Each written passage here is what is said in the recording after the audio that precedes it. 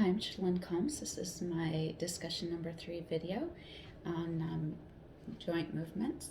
If I had a patient and they needed some of these positions explained to them a little further so they were more understandable, hopefully I could make it easy for them to understand the movements they needed to be working on. Anyway, we'll start with the first one. Flexion. There's a flexion and an extension. So the flexion is really easy. You have you're flexing in or like this, and when you come back out, that is your extension. Okay. The abduction. It's the movement of a body part away from the median plane. And so if you were standing like this, hands forward, and moving away like that, that's your abduction. And your adduction is just the... So I just wanted to turn the camera a little bit. So the adduction is the movement of the body part toward the median plane. So it's like that would be the adduction, just feet apart, feet back together. The next one is protraction and retraction. So protraction is the anterior movement of the body part in the transverse or horizontal plane. So if you just, like if you were going to push through a door, it's kind of like that. And the retraction would be if you just pull your shoulders back like that. And that's just a posterior movement. Circumduction is if,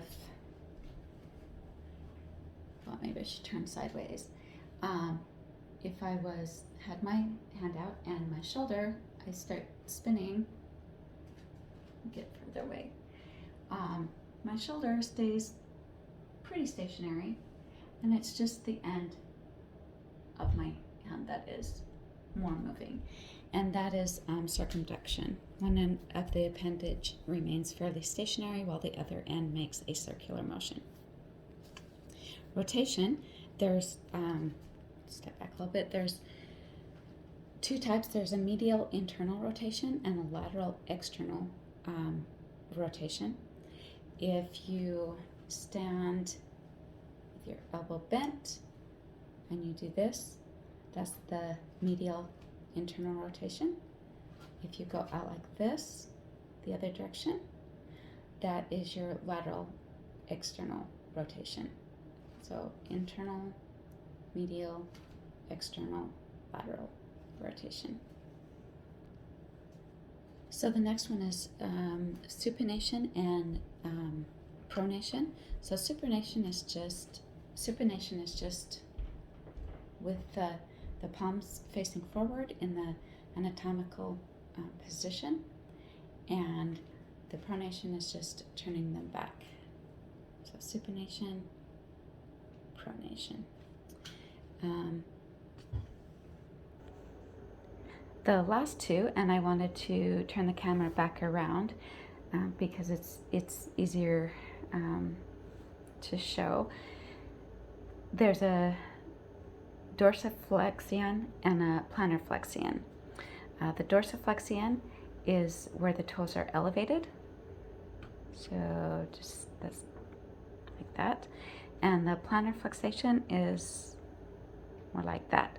An example they gave in the book is if you were putting your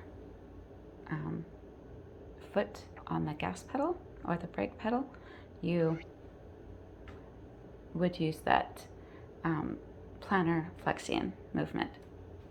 Or a really good example is when you walk.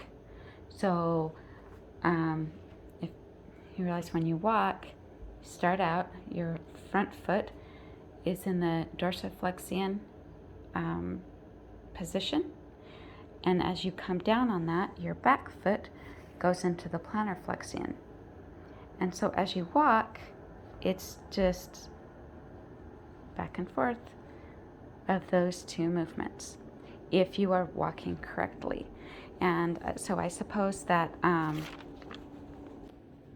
if somebody needs to be work on walking, if there was something wrong and they were not in a good walking position when they walked, that this would be a really good way to show them the correct way to walk, and a good way to explain it. Anyway, so that is my presentation on the terms for the joint movements, and I hope you guys all have a good day. Thanks.